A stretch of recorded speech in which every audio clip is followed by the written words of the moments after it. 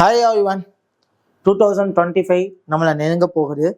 But நான் 2025ல ட்ரேடிங்கை நல்லா learn பண்ணணும்னு நினைக்கிறேன். ஃபர்ஸ்ட் திங், அதே நிமிஷம் நான் என்னோட ட்ரேடிங் கரியரை பெஸ்ட்டாக 2025ல ஸ்டார்ட் பண்ணணும்னு நினைக்கிறேன். ஏன்னா 2025 இதுக்கு முன்னாடி நீங்கள் நிறைய அடி வாங்கியிருப்பீங்க, நிறைய லாஸ் பண்ணியிருப்பீங்க.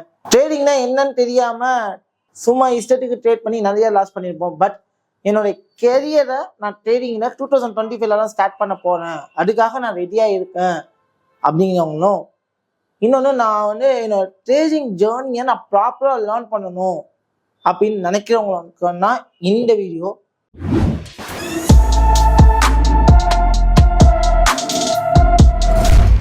ஃபர்ஸ்ட்டு நான் என்னோட ட்ரேடிங் ஜேர்னியை நான் ஆரம்பிக்க போகும்போதோ இல்லை நான் கேரியராக சூஸ் பண்ண போகும்போதோ நல்லா எல்லாரும் தெரிஞ்சுக்க வேண்டிய முக்கியமான விஷயம், நான் ட்ரேடிங்கில் கோடியில் சம்பாதிக்கணும், ஒரு பெரிய ஆண்டர்பனர் ஆகிடுவேன், ட்ரேடிங்கில் ஒர்க்குக்கே போகக்கூடாது, I am the big boss அப்படின்னு நினைக்கணும், நான் வேலையே செய்யக்கூடாது, ஆனால் எனக்கு இன்கம் வரணும், அதுக்கு ஒரே பிஸ்னஸ் ட்ரேடிங் தான், அதேமாதிரி நான் 5 to 9 ஜாப்லாம் நான் பண்ணக்கூடாது, அந்தமாதிரி நினைச்சு நீங்கள் ட்ரேடிங்கை சூஸ் பண்ணீங்க அப்படின்னா உங்களை விட பெரிய முட்டாள் இங்க யாருமே இல்லை. என்னடா இப்படி சொல்லின்னு பார்த்தா, ட்ரேட் பண்றவங்க எல்லாருமே ஒரு ரூம்ல 4-5 கம்ப்யூட்டரை வச்சுக்கிட்டு மார்க்கெட்டை பார்த்து ட்ரேட் பண்ணாங்கன்னு நினைச்சா, ட்ரேடிங் ஜேர்னில ட்ரேட் பண்றவங்களுக்கு மட்டும்தான் தெரியும் அதோடைய வலிகள் வேதனைகள் அப்படிங்க சொல்லுவாங்க. அப்போ so it's also the job, it's also the business. So ஜாபும் நீங்க தான் பண்ண போறீங்க, பிஸ்னஸும் நீங்க தான் பண்ண போறீங்க. ட்ரேடிங்ல ஒரு நல்ல விஷயங்களும் இருக்கு, அதே மாதிரி கெட்ட விஷயங்களுமே இருக்கு.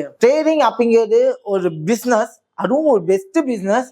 பட் அந்த பெஸ்ட் பிஸ்னஸை நான் எப்படி பண்றதுக்கு ரெடி ஆகணும், இந்த ஒரு மாச காலத்துல நீங்க அதுக்கு ப்ரிப்பேர் பண்ணுங்க, உங்க மைண்டை அதுக்கு ப்ரிப்பேர் பண்ணுங்க. 2025ல நீங்க ஆரம்பிக்க போறீங்க. இப்போ நான் இருக்கிறது டிசம்பர் 2ஆம் தேதி. அப்ப இந்த இருக்கிற 29 நாள்ல உங்களோட மைண்டை நீங்க ப்ரிப்பேர் பண்றதுக்காக நீங்க யூஸ் பண்ணுங்க.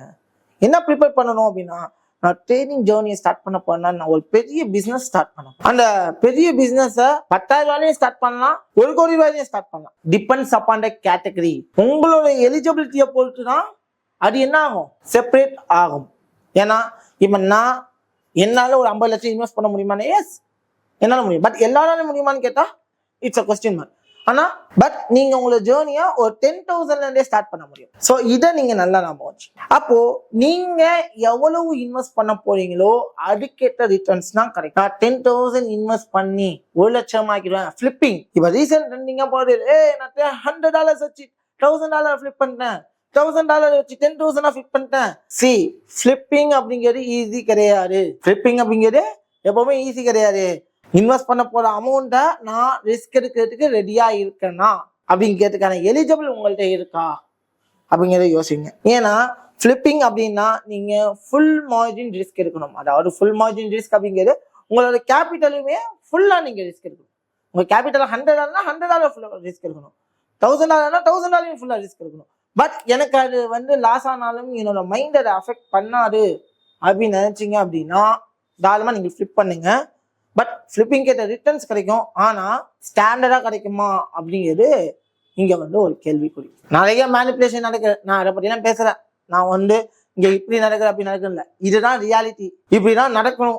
என் பேச்சு நடந்தா உங்க கேபிட்டலுக்கு சேஃபா இருக்கும், நீங்களும் சேஃபா டிராவல் பண்ணலாம். ஸோ இதுக்கான மைண்ட் செட்டை ப்ரிப்பேர் பண்ணுங்க. அப்போ நான் எப்பவுமே ஒரு கோல் சொல்லுவேன், என்னன்னா நிறைய மேனிபுலேஷன் நடக்குது அப்படின்னா ஒரு பிசினஸ் மேனா இங்க யாருமே யோசிக்கிறது கிடையாது.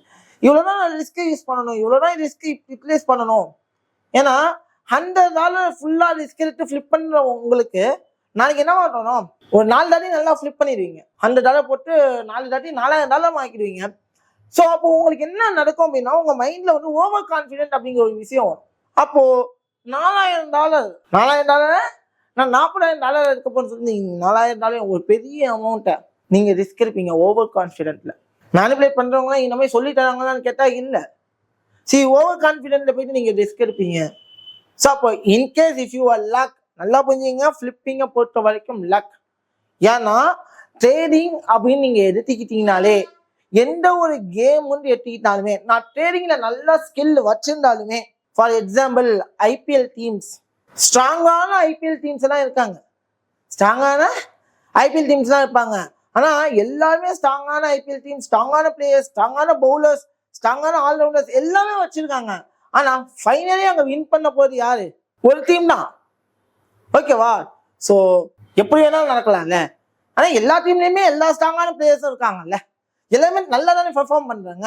ஆனா ஏதோ ஒரு டீம் தானே ஜெயிக்குது. இதே மாதிரி தான் it's also the probability in the game. நல்லா புரிஞ்சுக்கோங்க. இன்னொன்னு சொன்னேன், நீங்க ஒரு மாசத்துக்கு எவ்வளவு பேர் ஸ்டார்ட் பண்றாங்க அப்படின்னா, ஒரு நார்மலா குறிப்பிட்ட கணக்கு வச்சிங்க அப்படின்னா ஒரு 100 பேர் ஒரு மாசத்துக்கு பிசினஸ் ஸ்டார்ட் பண்றாங்கன்னு வச்சுக்கோங்க. It's for example. ஓகேவா? ஸோ 100 பேர் பிசினஸ் ஸ்டார்ட் பண்றாங்கன்னா 100 பேருமே அந்த பிசினஸ் சக்சஸா இருக்காங்க கேட்டா யாராச்சும் சொல்ல முடியுமா?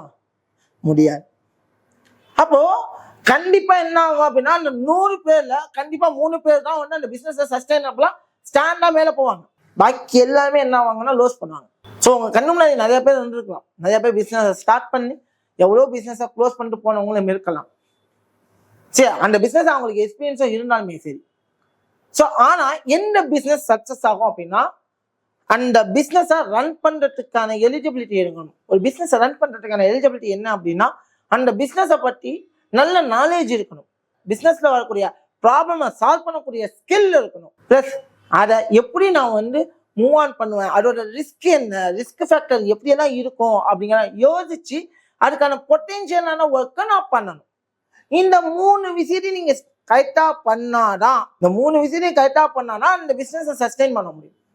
ஆனா ட்ரேடிங்கும் ஒரு பிசினஸ் அப்படிங்கிற மைண்ட் செட் யாருக்குமே வர்றது கிடையாது. ஃபர்ஸ்ட் திங் அதுதான் வந்துட்டு பாத்தீங்கன்னா இந்த இடத்துல வராத ஒண்ணு. ட்ரேடிங் ஒரு பெரிய பிசினஸ் வராது. இருக்கிறது மாசம் சம்பளம் வருது, அந்த $100 தூக்கி போறது, லாஸ் பண்றது உட்காருது, வருது போடுறது, லாஸ் பண்றது உட்காருது. சரி, ஃபர்ஸ்ட் என்ன பொறுத்த வரைக்கும் நான் சொல்றது என்ன அப்படின்னா, ட்ரேடிங் ஒரு பிசினஸ் அப்பாங்க. ட்ரேடிங்ல ரிஸ்க் மேனேஜ்மெண்ட் அப்படிங்கிறது ஒரு ஃபேக்டர் அப்பாங்க. அதை தான் நான் எப்பவுமே சொல்லுவேன். Trading is a best business in the world. Trading நான் ஏன் பெஸ்ட் பிசினஸ் அப்படின்னு சொல்றேன்னா, ஃபர்ஸ்ட் யாருக்கும் ஆன்சர் பண்ணணுங்கிற அவசியம் கிடையாது. பதில் சொல்லணும். இவங்க கேள்வி கேட்பாங்க, அவங்க கேள்வி. என்னுடைய ஓன் மணி, ப்ராஃபிட் பண்ணாலும் லாஸ் பண்ணாலும் அது என்னுடைய போகுமே, வேற யாருக்கும் நான் பதில் சொல்ல வேண்டிய அவசியம் இல்லை. Number 2, never depend anyone. யாரையும் நான் டிபெண்ட் பண்ண வேணுங்கிற அவசியம் கிடையாது. நம்பர் 3, நானே ராஜா, நானே மந்திரி, நானே வந்து எம்ப்ளாயும். அண்ட் தென் நம்பர் 4, எங்க வேண்டாலும் எங்க இருந்துகிட்டு வேண்டாலும் நான் என்ன பண்ணலாம், ஒர்க் பண்ணலாம். இந்த பிசினஸ்ல லிமிடேஷன்ஸ் அப்படிங்கிற ஒண்ணு வேணும். நான் லிமிடேஷன் அப்படின்னா லாஸுக்கும் நான் ஒரு லிமிடேஷன் வைக்கணும், அதே மாதிரி ப்ராஃபிட்டுக்கும் வைக்கணும். லாஸுக்கு நான் என்ன லிமிடேஷன் வைக்கணும் அப்படின்னு பாத்தீங்கன்னா, லாஸ் அப்படிங்கிறப்போ 1% தான் நான் ஒரு நாளைக்கு லாஸ் பண்ணக்கூடிய லிமிடேஷன். நான் ஒரு ட்ரேட் எடுக்க போனேன், இன்கேஸ் எனக்கு 1% லாஸ் ஆயிடுச்சுன்னா அந்த ட்ரேட் எனக்கு ஸ்டாப் பண்ணிடுவேன். நான் ட்ரேடிங் என்ன பண்ணிடுவேன், ஸ்டாப் பண்ணுவேன். நெக்ஸ்ட் மறுநாள் தான் ஸ்டார்ட் பண்ணுவேன் அப்படிங்கிற லிமிடேஷன் லாஸுக்கும் வைக்கணும். ப்ராஃபிட் அப்படிங்கிறப்போ ஒரு நாளைக்கு எனக்கு 1%, 2% ரிட்டர்ன்ஸ் கிடைச்சா போதுங்கிற லிமிடேஷன் வைக்கலாம். 1% கிடைச்சா போதும் லிமிடேஷன் வைக்கலாம். 0.5% போதும் அப்படின்னு சொல்லி லிமிடேஷன் வைக்கலாம். அண்ட் தென் 1 மந்த்துக்குள்ள எனக்கு எவ்வளவு லிமிடேஷன்ஸ், 1 மந்த்துக்குள்ள எனக்கு வந்து 10% ரிட்டர்ன்ஸ் வந்தா போதும் அப்படிங்கிற லிமிடேஷன் வேணும். எந்த பிசினஸ்ல ஒரு மாசத்துக்கு 5% மேல ரிட்டர்ன்ஸ் வருது அப்படின்னு பாத்தீங்கன்னா, so only for the trading. ஓகேங்களா? ஸோ இந்த அளவுக்கு ஒரு பொட்டென்ஷியலான ரிட்டர்ன் கொடுக்கக்கூடிய ஒரு பிசினஸா இருக்குங்கிறப்போ அந்த பிசினஸை சஸ்டெயின் பண்றதுக்கான வழிகள் என்னென்ன அப்படிங்கிறத இப்ப சொல்லி கொடுத்துருக்கேன். சரி, நிறைய பேர் அந்த வழியை நோக்கி பயணிக்கிறாங்கன்னு கேட்டா இன்ன வரைக்கும் இல்லை. ஆனா யார் யாரெல்லாம் மேனிபுலேட் பண்றாங்களோ அவங்க பின்னாடியே தான் இன்ன வரைக்கும் நம்மளோட ஜென்ரேஷன் போய்கிட்டு இருக்கு. ஸோ 2025 இதே நடந்தால் அடுத்த செபி ரிப்போர்ட்லயுமே 95% ட்ரேடர்ஸ் ஃபெயில் தான் ஆவாங்க ரிப்போர்ட் வரும். ஓகே, நான் ட்ரேடிங்ல சக்சஸ் பண்ணணும். அது நான் எப்படி சக்சஸ் பண்ணணும் அப்படின்னா, நான் இப்ப சொன்ன ரூல்லாம் லிமிடேஷன்ஸ் வைக்கிறது இதெல்லாம் வந்து ரொம்ப முக்கியம். நான் சக்சஸ் பண்ணணும் அப்படின்னா ஃபர்ஸ்ட் ஒரு பிசினஸ் நான் சக்சஸ் பண்ணணும், அந்த பிசினஸ் பத்தி முழுமையா தெரிஞ்சுக்கணும். அந்த பிசினஸ் லேர்ன் பண்ணணும். ஆஃப்டர் தட் பிராக்டிஸ் பண்ணணும். அண்ட் தென் எக்ஸ்பீரியன்ஸும் பண்ணி ஆகும். இந்த 3 விஷயத்த பண்ணும்போது உங்களுக்கு கான்ஃபிடென்ட் வந்து பில்ட் ஆகும். ஏன்னா ட்ரேடிங்ல வந்து ரொம்ப பிளே பண்ண போறது உங்களோட ஸ்கில் கிடையாது. ட்ரேடிங்ல பிளே பண்ண போறது என்னன்னா உங்களோட மைண்ட் செட் மட்டும்தான். ஸ்கில் கத்துக்கிறது ரொம்ப ரொம்ப ஈஸி, மார்க்கெட் அனலைஸ் பண்றது ரொம்ப ரொம்ப ஈஸி. ஆனா இங்க கஷ்டமான ஒரு விஷயமே மைண்ட் கண்ட்ரோல் தான். மைண்ட் கண்ட்ரோல் என்ன பண்ணுவோம்னா, பயந்து ட்ரேடை மிஸ் பண்ணுவோம், பயந்து ட்ரேடை க்ளோஸ் பண்றது, அண்ட் தென் பயந்து ட்ரேடை மிஸ்ஸே பண்றது. ட்ரேடே எடுக்கிறது கிடையாது. இந்த ட்ரேட் லாஸ் ஆயிடுமோ, அந்த ட்ரேட் லாஸ் ஆயிடுமோ அப்போ உங்க மேல உங்களுக்கு கான்ஃபிடென்ட் இல்லை, அதனால இவ்வளவு பெரிய பயங்கள் உங்களுக்கு கிரியேட் ஆகுது. அப்போ அந்த பயத்தை நான் போக்கணும் அப்படின்னா எனக்கு என்ன தேவை அப்படின்னு பாத்தீங்கன்னா கான்ஃபிடென்ட் வேணும். அதை தாண்டி இன்னொரு விஷயம் என்ன பொறுத்த வரைக்கும் கமிட்மெண்ட் இருக்கிறவங்களால ட்ரேடிங்ல சக்சஸ் பண்றது கொஞ்சம் கடினம் தான். உங்களுக்கு கமிட்மெண்ட் இருந்துச்சு அப்படின்னா ட்ரேடிங் பக்கம் வராதீங்க. என்ன கமிட்மெண்ட்? நான் ட்ரேடிங் வச்சுதான் நான் இன்கம் எடுக்கணும், ட்ரேடிங்கை வச்சுதான் நான் என் ஃபேமிலியை காப்பாற்றணும், ட்ரேடிங்கை வச்சுதான் எல்லாமே பண்ணணும் நீங்க நினைச்சிட்டீங்க அப்படின்னா trading not a good business. இந்த ட்ரேடிங் யாருக்கு செட் ஆகும் அப்படின்னா ஆல்ரெடி ஒரு பிஸ்னஸ் 2 பிஸ்னஸ் பண்ணிக்கிட்டு இருக்கிறவங்களுக்கு செட் ஆகுமே தவிர, நான் இப்போ ஒரு காலேஜ் ஸ்டூடெண்டா இருக்கேன் அவங்களுக்கு கூட மேபி செட் ஆகலாம். ஆனால் நான் ஒரு எம்ப்ளாயா இருக்கேன், நான் ட்ரேட் பண்ணலாமா அப்படின்னு கேட்டீங்கன்னா பண்ணலாம், ஆனா கமிட்மெண்ட்டுக்காக பண்ணக்கூடாது. நான் இதை வச்சுதான் சர்வே பண்ணணும்னு பண்ணக்கூடாது. அப்பங்கிறப்ப லாஸ்டா ஆகும். அப்ப யாராலுமே ட்ரேட் பண்ண முடியாதுன்னு கேட்டா எஸ் டூ, அதனால இந்த லாஸ்ட் பெர்சன்டேஜ்ல அவங்களும் வராங்க. கமிட்மெண்ட் இருந்தா you cannot able to focus in your trading zone. So commitment வேணாம்.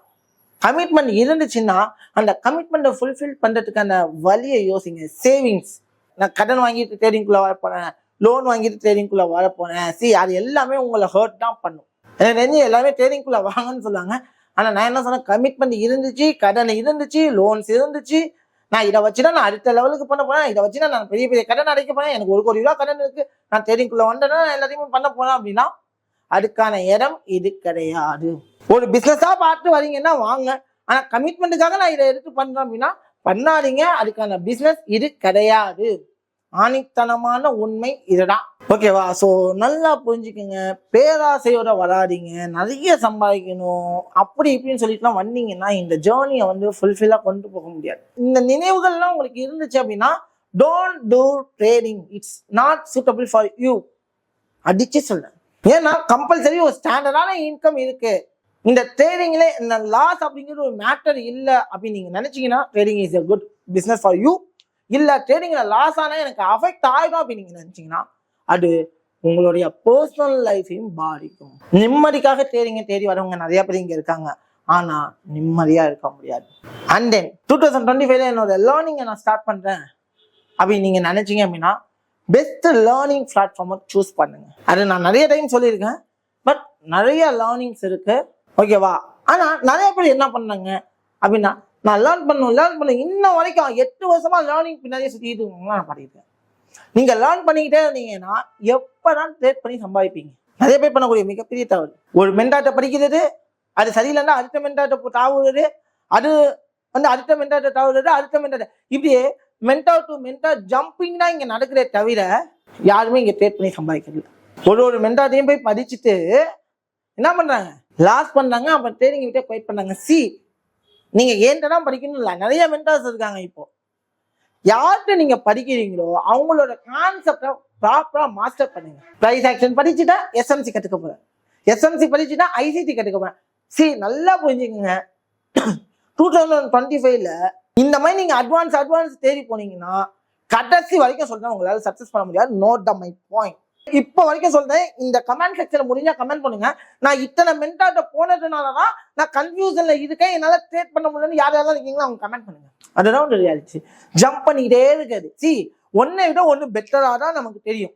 நான் இல்லைன்னு சொல்ல விரும்பேன். பிரைஸ் ஆக்ஷன் விட எஸ்எம்சி பெட்டரா தெரியலாம், எஸ்எம்சியை விட ஐசிடி பெஸ்டா தெரியலாம். அப்படி என்ன நீங்க கோடி கோடியா சம்பாதிக்க வேண்டியதானே? நான் சொல்றேன்ல பெட்டரா தான் இருக்கும். ஆனா நான் அப்படிதான் சொல்லுறேன். நீங்க உங்களுக்கு ஒரு ஸ்ட்ராட்டஜி சூட்டபிள் ஆகும் கண்டிப்பா. இப்ப நான் பாத்தீங்கன்னா என்னோட ஸ்ட்ராட்டஜியை நான் ஸ்டூடெண்ட்ஸோட லேர்ன் ஃப்ரம் தி மிஸ்டேக்ஸ்ல நான் போஸ்ட் பண்ணிக்கிட்டே இருக்கேன். அதை நீங்க பாக்குறீங்க. அது உங்களுக்கு சூட்டபிளா இருக்காங்க ஃபர்ஸ்ட் நீங்க உங்களுக்குள்ள கேளுங்க. அது உங்களுக்கு ஈஸியா இருக்காங்க நீங்க பாருங்க. அது உங்களுக்கு ஈஸி அப்படின்னா அந்த கான்செப்டை மாஸ்டர் பண்ணுங்க. நம்பர் 1. இல்லையா நீங்க இன்னொரு எஸ்எம்சி படிக்கணும்னு ஆசைப்படுறீங்களா, அந்த எஸ்எம்சி கான்செப்டான மென்டார்ஸோடைய வீடியோஸ் பாருங்க, டெமோன்ஸ்ட்ரேஷன்ஸ் பாருங்க, எல்லாமே பாருங்க. அது உங்களுக்கு சூட்டபிளா இருந்தா அந்த கான்செப்டை மட்டும் பாருங்க. அதை விட்டு பிரைஸ் ஆக்ஷனுக்கு போயிட்டு அது ஜம்ப் பண்ணாதீங்க. வேணாம். ஐசிடியா இந்த 2த்துக்கும் வராதிங்க. அந்த ஐசிடி மட்டுமே மாஸ்டர் பண்ணுங்க. இப்படியே ஜம்ப் பண்ணிட்டீங்கன்னா எந்த ஸ்ட்ராட்டஜியுமே உங்களுக்கு செட் ஆகாது. ஸோ அப்போ நான் ஒரு ஸ்ட்ராட்டஜியை லேர்ன் பண்ணிட்டேன் அப்படின்னா அந்த ஸ்ட்ராட்டஜியை மாஸ்டர் பண்ணணும். ஸோ அதை விட்டு நீங்க ஜம்ப் பண்ணிக்கிட்டே இருந்தீங்கன்னா நீங்க கடைசி வரைக்கும் கன்ஃபியூஷன்ல தான் இருப்பீங்க. 2025 இல்ல 2030 ஆனாலுமே உங்களால வின் பண்ண முடியாதுமா, சீரியஸா சொல்ல. ஸோ நீங்க ஒரு மென்டாரை சூஸ் பண்ணீங்க அப்படின்னா அந்த மென்டாரோட மினிமம் ஒரு 2 வருஷமாச்சும் பயணிக்க முடியுமா, பயணிச்சுக்க எலிஜிபிள் உங்கள்கிட்ட இருக்கா. சரி, கண்டிப்பா ட்ரேடிங்ல உடனே எல்லாம் சக்சஸ் பண்ண முடியாது. அந்த மைண்ட் செட்டுக்கு வாங்க. உடனே என்ன பண்ணாதீங்க, சக்சஸ் பண்ண முடியுங்கிற மனக்கோட்டையெல்லாம் பண்ணாதீங்க. இப்போ நான் வந்து கிட்டத்தட்ட 4 மாசம் ப்ரோக்ராம் கொடுக்குறோம் அப்படின்னா 4 மாசம் சக்சஸ் பண்ண முடியும் நான் எங்கேயாவது இங்க வந்து சொல்லியிருக்கேன்? நோ. ஏன்? So it's taking the time. So ஏன்னா என்னோட ஜேர்னில நான் சக்சஸ் ஆகிறதுக்கு கிட்டத்தட்ட 5 வருஷம் ஆச்சு அப்படிங்கிறத நான் எல்லா இடத்துலையுமே சொல்லியிருக்கேன்ல.